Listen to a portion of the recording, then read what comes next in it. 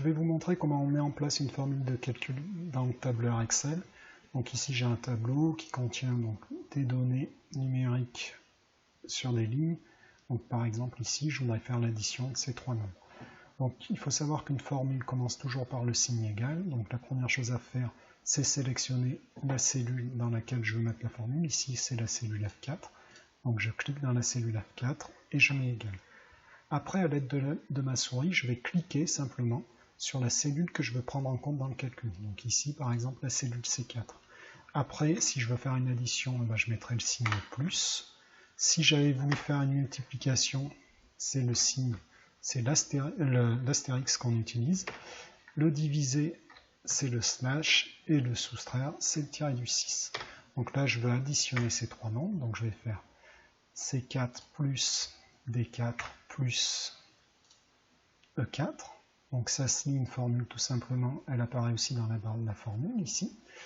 Et ça se lit tout simplement contenu de la cellule C4 plus contenu de la cellule D4 plus contenu de la cellule C4. Quand je valide, le résultat apparaît.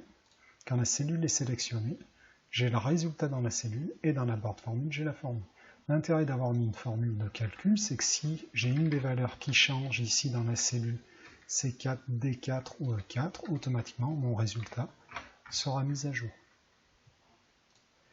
Pour ce qui est des priorités, c'est comme en maths, les parenthèses sont prioritaires sur le reste, le signe multiplié et divisé sont prioritaires sur l'addition et la soustraction. Donc après, si je veux additionner ce premier nombre et le résultat multiplié par celui-ci, il faudrait que je mette des parenthèses. Donc ici, j'additionne C5 plus D5, je ferme la parenthèse et je multiplie par exemple par ce nombre-là. Évidemment, si je change une valeur, toujours pareil, mon résultat est mis à jour. Donc si je veux faire la soustraction de ces trois nombres, ici, je mettrai égal C6 moins D6 moins E6. Donc voilà le résultat. Après, je peux trouver des nombres négatifs, ça ne pose pas de problème. Maintenant, je vais vous montrer comment on met en place une fonction de calcul. Donc là, j'ai un tableau avec des articles, donc un format monétaire, et je voudrais par exemple avoir la somme de tout ceci, de mes ventes d'ordinateurs, logiciels, manuels et jeux. Donc, je veux mettre une formule de calcul en place, je mets le signe égal. La fonction que je vais utiliser, c'est la fonction somme. Ici, dans formule, vous avez toutes les différentes fonctions possibles sous Excel, et vous avez un assistant pour insérer aussi les fonctions. Donc là, bon, c'est des fonctions simples qu'on va voir, donc il n'y a pas vraiment besoin d'assistant. La fonction somme, il suffit de taper somme. Automatiquement, quand je commence à taper ici, je peux voir que j'ai plusieurs fonctions, mais c'est bien celle-ci que je veux utiliser. Ça me permet d'avoir l'orthographe de la fonction. J'ouvre la parenthèse et je sélectionne la plage de cellules. Donc ici, Excel m'écrit C5, 2 points C8. Les 2 points veulent dire jusqu'à C8. Donc ça se lit somme de C5 jusqu'à C8. Je ferme la parenthèse et je valide. Alors, j'ai une petite balise qui apparaît sur le côté ici. Excel considère que j'ai fait une erreur puisque j'ai omis la valeur 2016, ce qui est volontaire puisque c'est l'année ici de mon chiffre d'affaires. Donc là, tout simplement, je clique sur la balise active et je fais ignorer l'erreur.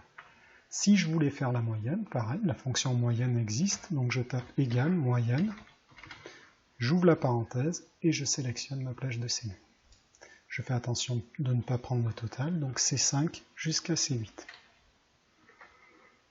Donc toujours Excel me dit que j'ai oublié une valeur, donc là encore, ignorer l'erreur.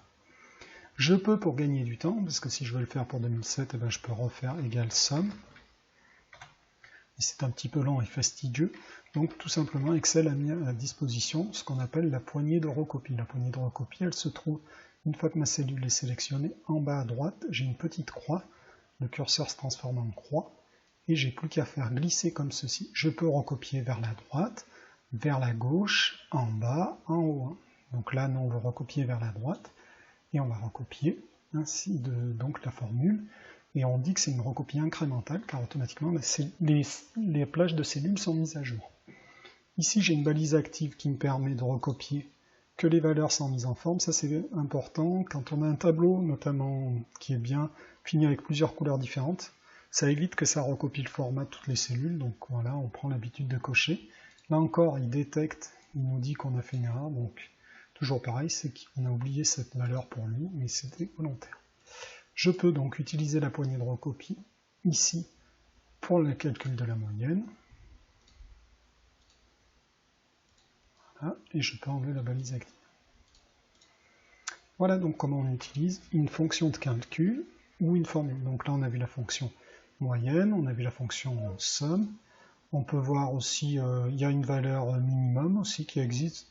Par exemple ici j'ai des résultats, bon j'ai une classe avec, j'ai donné des devoirs à mes élèves, donc ici je peux calculer la moyenne, donc égale moyenne. J'ouvre la parenthèse et je sélectionne ma plage de cellules. Je ferme ma parenthèse, je valide. Donc là, on voit qu'au devoir 1, ils ont une moyenne de 11,8. Mais je veux savoir l'élève qui a eu la plus basse note. Donc il y a une fonction pour ça qui s'appelle min. Et je sélectionne la plage de cellules. Je valide. Donc ici, l'élève qui a eu la plus basse note à ce devoir, il a eu 8. Je peux faire pareil pour la valeur maximum. Donc c'est égal max. Je sélectionne la plage de cellules. Et là, je verrai l'élève qui a eu la meilleure note à ce devoir. Je peux recopier comme ceci vers la droite, ici, ou vers la gauche, ici, toujours vers la droite, ici, et je peux faire pareil pour le minimum et le maximum. Ici, je peux calculer la moyenne de mon élève de Isabelle, donc je peux faire égal moyenne, j'ouvre la parenthèse, je sélectionne la plage de cellules que j'ai besoin, je fais entrer, et je peux recopier ceci vers le bas. Et ce que je vous disais, ici, cette balise active est importante, car là, la bordure a été recopiée, donc ça abîme mon tableau, alors qu'il y avait une bordure en pointillé. Donc là, ici, je fais recopier les valeurs sans la mise en forme. Voilà comment on utilise la fonction, donc les fonctions de calcul et les formules de calcul.